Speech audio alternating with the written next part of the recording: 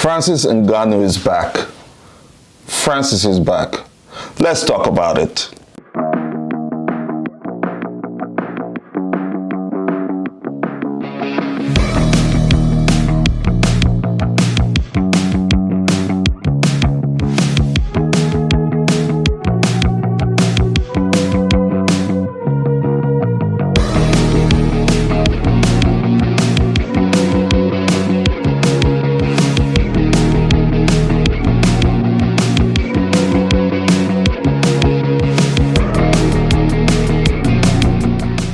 Hi guys, I don't want to bore you today. Welcome to episode 26. Let's have a conversation about Francis Ngannou and the man's journey. After that, we're going to transition to into a couple of things I'd like to, express my feelings on. I want to talk about Sean O'Malley, Merab, and the possibility of a rematch between those two. Jesus. Then I want to talk about Musasi. Gabriel Musasi and the PFL and everything going on with the PFL right now as a promotion with all these lawsuits and whatever, right? I have a couple of thoughts on that. Last but not least, we're going to talk about Alexander Volkanovski and where he's at. Just what direction is Volk going to go after this fight with Max Holloway and Ilia Topuria. I can't. Just thinking about the love triangle between Merab, Umar Nurmagomedov, and Sean O'Malley gives me a damn headache. Like, I have a headache just thinking about it. Anyway, let's get right into it. So, Francis Ngannou just came off a first-round knockout of Renan Ferreira at the PFL Heavyweight Championship match. Tagged Battle of the Giants, I believe. That's what it's tagged. Anyway. Francis Ngannou still has it. I was one of those people who made a video a couple of weeks ago when I heard this fight was being announced. I was very concerned. I was very concerned about Francis for Renan Ferreira's size and performance thus far in the PFL, beating Ryan Bader, who's a badass. And then Francis just coming off that KO loss to Anthony Joshua in boxing. Plus, I also complained about Francis Ngannou's mindset coming back into MMA. And I asked myself, does Francis really want this? Is he really ready for everything that can come? I wasn't sure, right? So I expressed my concerns in that video. If you guys see it, it's go back on the channel and check it out. But I expressed my concerns. Then I saw the face-off. Boy, Renan Ferreira, Francis Ngannou is a big dude. Renan Ferreira made Francis look tiny.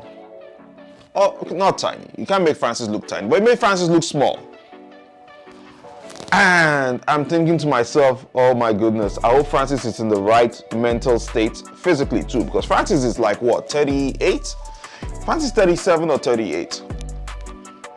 Francis goes in there against the bigger, more active MMA fighter who's younger than him, proceeds to be very, very tactical in his fighting. Landed some couple of very, very nice leg kicks. Good head movement, right?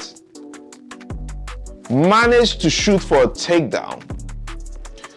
Takes Renan Ferreira to the ground. Controls him on the ground. Defends a near submission attack. Finally gets his back. and then grounds and pounds himself to a knockout. Did you guys hear the shots landing on Renan's face? Like, Francis is a monster with that kind of power. I also saw a video where he crushed the record for the grip pressure thingy. He literally slept Renan Ferreira. And listen, that Mergliada, I have to point something out. Bruh, that Mergliada, that seemed to me like the last 2 or 3 punches that Francis landed on Renan did not need to go in. Like, I'm like, wait a minute. Isn't that man unalive? Like, that man has to be dead, right? Like, is that dude okay? Like, what? Dan Mergliada just literally left Francis to put in more shots than he needed to. Am I bugging? I couldn't have been the only one who saw that, right? Did I like it? Yes, I did. That sort of reminds me of the glory days of wrestling with Mario Yamasaki, my favorite referee of all time. You know, nobody's going to talk about Dan Mergliada didn't give Renan Ferreira enough time to recover. I'm just saying. But it also gave Francis more than enough time to secure the deal, because Francis pounded that man's face into the stratosphere. Now, when he got up, he looked slightly gassed. And I'm asking myself, has he been able to improve his cardio? I know he was very patient in the wrestling and the scrambles while he had Renan Ferreira on the ground. But then, just 3 minutes into the first round, Francis was already looking gassed. I'm just saying, I might be wrong. It makes you wonder if other fighters are able to take him to maybe the second or third round like Stipe did, would he still be as spectacular in this victory? And I've also seen videos where Tom Aspinall mentioned that Renan Ferreira is not an elite fighter. Bro, I don't know how you can be an elite fighter, or not an elite fighter, and then be a heavyweight champion. He beat Ryan Bader. You could say Bader is in his, the later years or older years. Ryan Bader is a badass. It doesn't matter. And whether or not you tell me that the most elite fighters are in the UFC, you cannot discredit fighters that are in PFL or Bellator. Because if the UFC had the most elite fighters all the time, there wouldn't be any need for them to get fighters from PFL or Bellator to come to the UFC. Case in point, Michael Venom Page. Case in point, Michael Chandler. Good examples. While I do agree the UFC has the most elite fighters, I can't tell you that all of the UFC's fighters are more elite than fighters in other fighting leagues like Bellator or One Championship. Right? I just can't say that. So to attribute Renan Ferreira being a non-elite fighter, and that probably may question whether or not Francis Ngannou is one of the best heavyweights in the world, I don't know. I don't know that that's quite a valid argument, Tom Aspinall. But I do see the point he was trying to make. But to me, that doesn't matter. Francis went in there for a fight.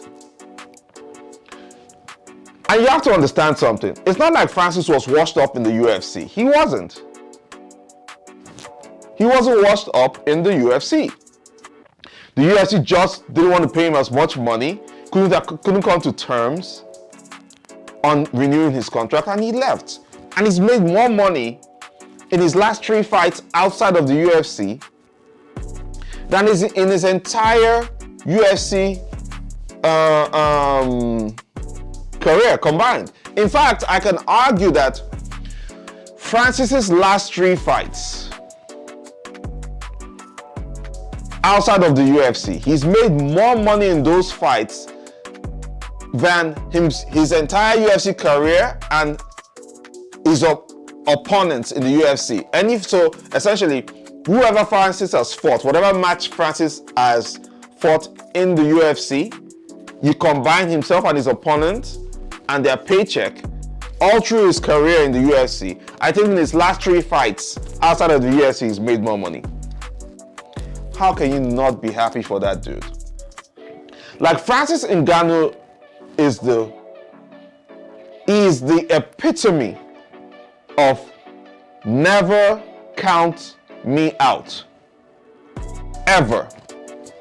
And I have counted Francis Ngannou out many times. Many times. What an inspiring story. In fact, I think they should make a movie about Francis Ngannou's life. I really think so. And do that movie while he's here now. That is an inspiring story, from all the way from the sand mines in Cameroon to going on a journey to cross the African border, to get into Europe, hiding in bushes, finding his way to an MMA gym, rising through the ranks, finding his way to the US and the UFC, signing the contract, and eventually becoming UFC champion, leaving the UFC, going into boxing, fights the best boxer in the world, arguably won him, fought another boxer, got KO'd, and then came back to MMA and completely decimated and became champion again. Come on, come on, come on. Let's talk about it. Let's be real. That is an inspiring story. I would love for somebody to take notice and watch what happens to Francis in the next couple of years. Put a script together, people. Francis, write a book. Write a book about your life story, because I feel like that's going to inspire so many people. So many people are going to be inspired. So many people are, in tough conditions, thinking they can't make it out, thinking they can't become better than themselves. But if they see your story, they'll know that they can do it as well. I'm just saying. I'm very happy for Francis Ngannou. I wonder where this takes him from now. And I heard he made the bag. He really got a lot of money for this PFL fight. Let's not forget, Francis Ngannou's contract with the PFL states that his opponent, anytime he's fighting anybody, the person will get a minimum guaranteed pay of $2 million, I believe, was the amount. Bruh, how can you not love this dude? For not just looking out for himself, but for fighters in general. He should be an inspiration to a lot of people. And I think personally, the UFC lost a great talent when they let Francis go. Let's be real. Let's be real. Uncle Dana, you know I'm saying the truth. I'm just saying. All right, let's transition to the idea that I'm about to speak about this. Merab Dvalishvili and Sean O'Malley might be rematching themselves. Implication being, I am not going to see a Sean O'Malley and Corey Sandhagen fight anytime soon. You pieces of shit! You're all pieces of crap! What the hell kind of crappy ass news is this? In what planet or what universe does Sean O'Malley deserve an immediate rematch with Merab if it's not about money or the business or the commercial aspect of it? And I get that. I get the commercial aspect of the business. I get the money-making aspect. But guys, listen, this is the fight business. And at the end of the day, you probably wouldn't make money with the Corey Sandhagen and Sean O'Malley fight. You just will not make as much money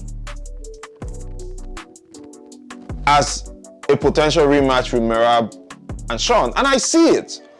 But goodness gracious, when they say the UFC rankings is a joke, the matchmaking is now becoming a joke. You have Umar Nurmagomedov, who is a clear contender right now. Is going to fight, Yado Song? How? How? After beating Corey Sandhagen, who's higher than Yado Song? You didn't even say Corey Sandhagen should fight Yado Song. It's Umar Nurmagomedov fighting. Like, make it make sense. So Sean is going to go for the surgery, which he has done, and I wish him a fast recovery. Gonna wait till about March or whatever. Then Umar is going to face Sean after the surgery. Umar is very okay not being an active champion. Umar, do you know? No, sorry, not Umar. Merab. I'm sorry, guys. Merab. I'm just so pissed. Merab is going to be an inactive champion. Merab, you fought Sean what, like two months ago? You're going to wait for another 6 to 7 months to fight Sean O'Malley. Maybe even 8 months, maybe 9. Who knows? Whatever happened to the days of the active fighter? At the end of the day, this is why I appreciate Alex Pereira's activity. This is why I really loved Israel Adesanya. This is why I really loved Kamaru Usman. This is why I really loved Alexander Volkanovski. I don't care what anybody wants to say. Those guys were active champions. Those guys always defended the belt.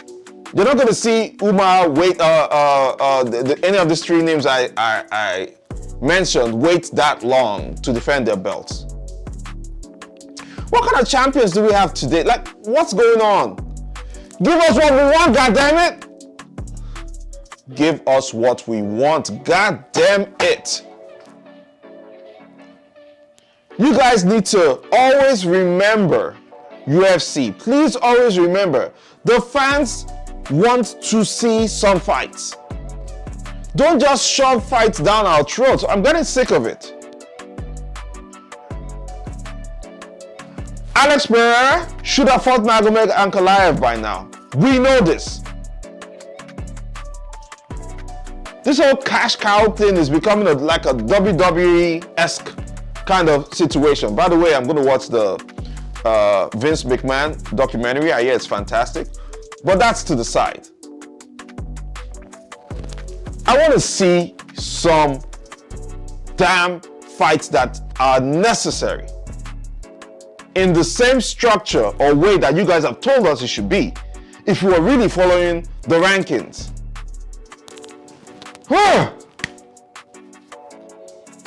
The moment I saw this Merab and Sean O'Malley and Yado Song and Umar Nurmagomedov, I'm like, Jesus, goodness gracious.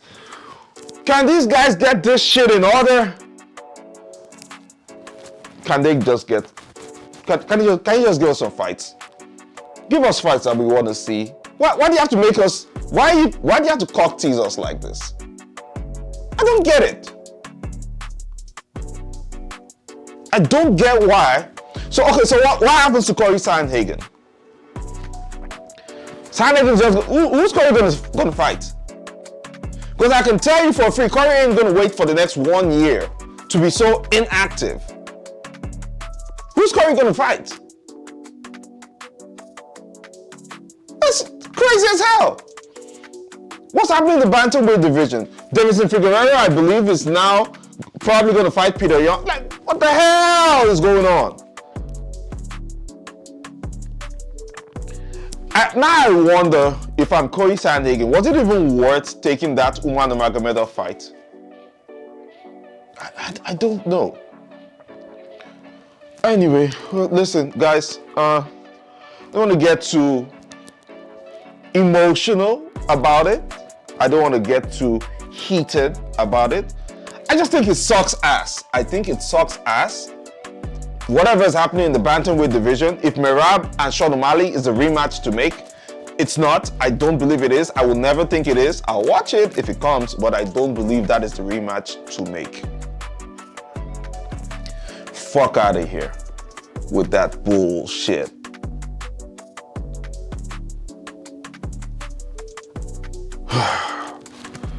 Hold on.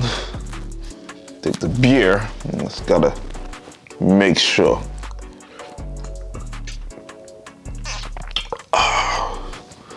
Gotta calm my nerves down. Thanks, Timmy. Transition. All right, let's talk about PFL. Gabriel Musasi suing the PFL for about $15 million, right? For material breach of contract, claiming that because of the high amount of money guaranteed for each fight he has on his contract, PFL are putting him on the sideline and not giving him fights. I mean, listen, essentially paraphrasing, that's what the lawsuit is about.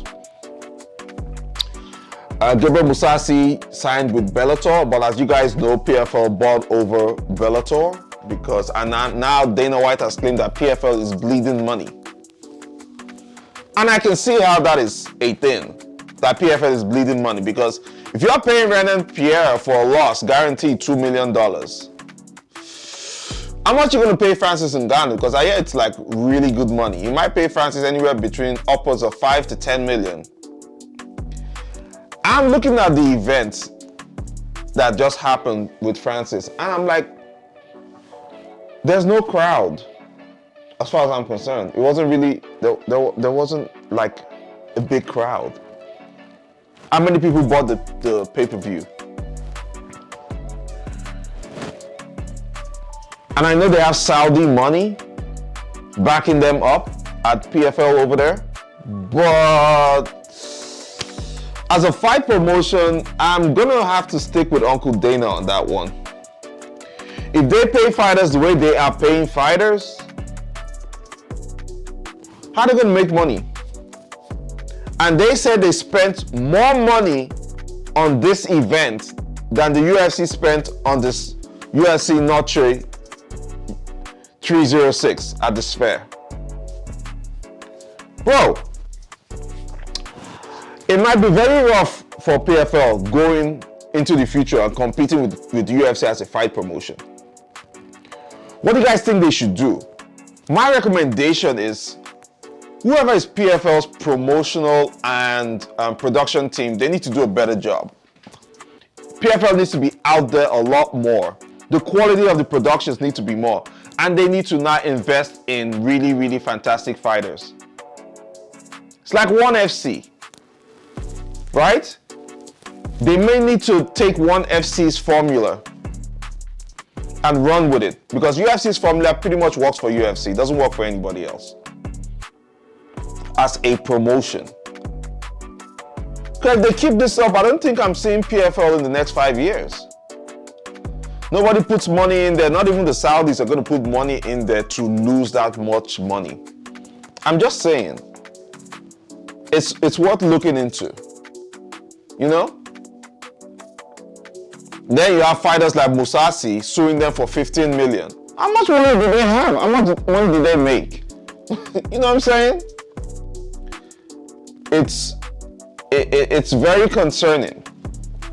Because as much as I love the UFC, I do not want the UFC to be the only fight promotion. I want there to be a healthy competition in that industry, so that we can get the best products for the most affordable price. We casuals, we fight fans. But the UFC is light years ahead of any other fight promotion in the world. When are people going to play catch up? When is one going to play catch up? And as one championship is big, it's huge, especially on the eastern part of the world. It's huge. But they're still not like the UFC globally. Still don't have the same kind of reach. Their fighters don't have the same kind of star power like the UFC, or the fame or celebrity like the UFC. It's crazy. I hope Musasi gets what he wants. I hope they put on good fights, and you know, I hope the PFL. because I really want to see them succeed. I hope the PFL does something, maybe even merge with, there are a lot of fight promotions, right? This just came to my head now. How about the PFL merges with, listen to this, hear me out. How about PFL merges with, so PFL, Eagle FC, which is Khabib's promotion, one championship, and Game Bread. And maybe two more or two others actually come together. That's significant star power and financial power to come together to actually compete against the UFC. How about that? I'm just saying. Not because I want them to take out the UFC, but I want to see healthy competition in the promotional, fight promotion game space. I'd love to see it. It sounds crazy, but it might be something that worth looking into. Yeah, the dumb casual just said that. Transitioning. All right, Alexander Volkanovski. Let me talk about Volk. Volk says he's next in line for a title shot. I don't know. I don't know what direction Volk should really go in. I think they're making Volk wait a bit too long to fight. But when you consider he was knocked out in his last two fights, I get it, an active champion, but he's getting older. I always feel like as a fighter, you don't have that much luxury to just waste time. It's a young man's sport. The more time you waste, the older you're gonna get. I don't care how much you try to go against it. How about you get yourself more active? Right? Max and Ilya are about to fight next week.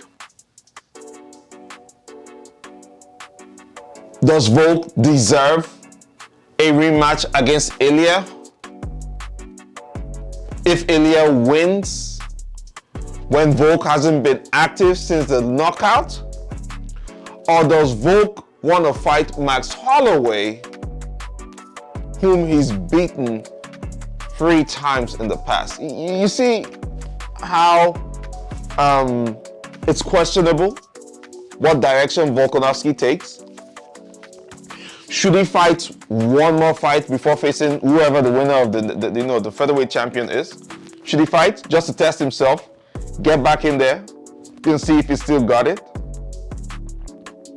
And if so, who's he gonna fight? I've just been thinking about this. I've been thinking about what are we gonna do with Alexander Volkanovski? What are the UFC's plans for him? Right? What's the basis for him going to fight Ilia Topuria next? I don't know. My little casual brain cannot walk around exactly what to do with Alexander Volkanovski. I know I want to see him fight. I know I want him to be active. I know he wants to be active. But in being a company man, isn't that potentially being detrimental to his career right now? Especially if he wants to go back on another title run and be a defending champion for the next couple of years. It's just questionable.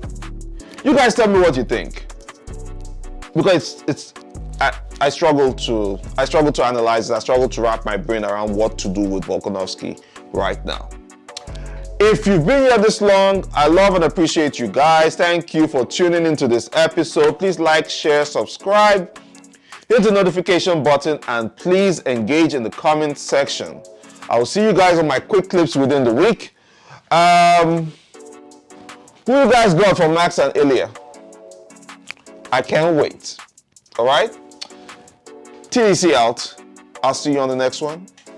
Peace.